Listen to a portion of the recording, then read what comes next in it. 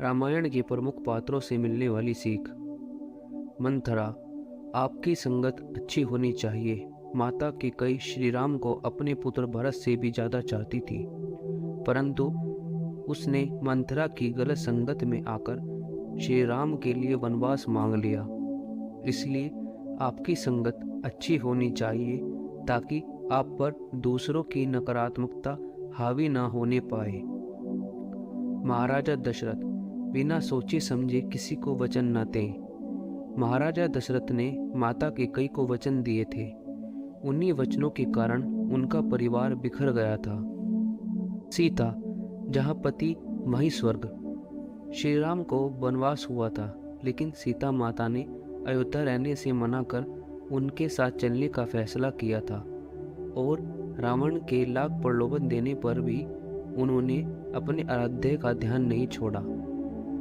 लक्ष्मण, जहाँ श्री राम होंगे वहीं मेरी अयोध्या होगी। श्री राम को वनवास हुआ था, लेकिन लक्ष्मण उनके साथ गए थे क्योंकि उन्होंने कहा था जहाँ आप होंगे भैया वहीं मेरी अयोध्या है। प्रभु श्री राम, उदारता, प्यार और दया। भगवान श्री राम उदारता, प्यार, दया और सकारात्मकता की प्रतिमूर्ति है। उनका जीवन हमें शांत और दया भाव से पुत्र, पति, भाई, मित्र और राजा की जिम्मेदारी का निर्वहन करना सिखाता है। भरत, किसी और की संपत्ति पर खुद का अधिकार न मानना। भाइयों का ऐसा प्यार जहां लालच, गुस्सा या विश्वासघात घर नहीं कर पाया हो, ये एक बहुत बड़ा उदाहरण है। एक और जहां लक्ष्मण ने 14 साल तक भाई राम के साथ वनवास किया, वहीं दूसरे भाई कैकेयी के पुत्र ने राजगद्दी के अवसर को ठुकरा दिया। इसके बजाय उन्होंने भगवान राम को उन्हें माफ करने और राजकाज संभालने का आग्रह किया, क्योंकि इस पर श्री राम का ही हक है। भाइयों के प्यार की ये सीख हमें लालच और सांसारिक सुखों के बजाय रिश्तों के महत्व देने के लिए प्रेरित करती है। रावण, बिना बात की सच्चाई जाने उस पर कर्म न करें, अहंकार न करें। रावण ने अपनी बहन शूर्पणखा की बात की सच्चाई जाने बिना ही सीता माता का अपहरण कर लिया और यही उसके पतन का सबसे बड़ा कारण बना है।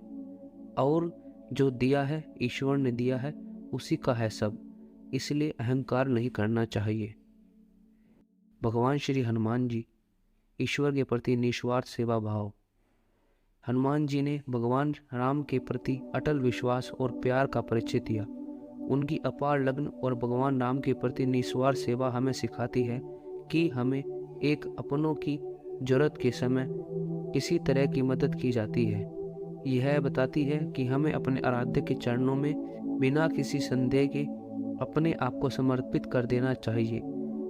जब हम अपने आप को उस सर्वव्यापक के चरणों में समर्पित कर देते हैं तो हमें निर्वाण या मोक्ष की प्राप्ति होती है और जन्म मरण से छुटकारा मिलता है। विभीषण, विपरीत परिस्थितियों में भी सत्य का साथ देना।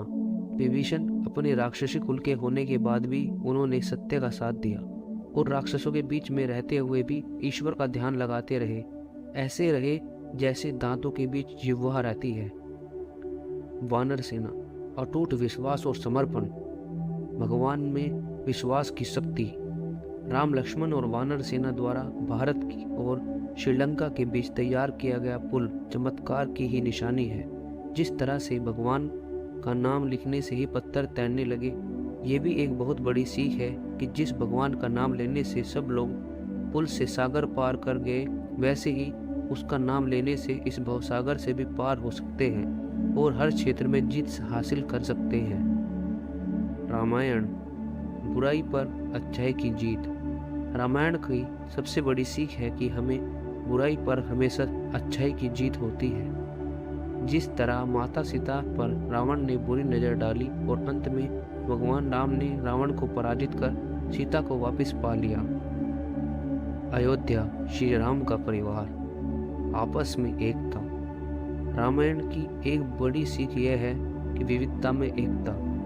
इस महाकाव्य में राजा दशरथ की 3 रानियों और चारों बेटों का चरित्र अलग अलग होता है, लेकिन इसकी विविधता के बावजूद उनमें किस तरह की एकजुटता रहती है, यह हर परिवार के लिए दुख के समय बाहर निकलने का रास्ता है। रामायण का सार है कि बुराई कितनी भी शक्तिशाली या बड़ी क्यों ना हो, लेकिन अपनी अच्छाई, नियत और गुणों के कारण सच्चाई की ही जीत होती है। धन्यवाद।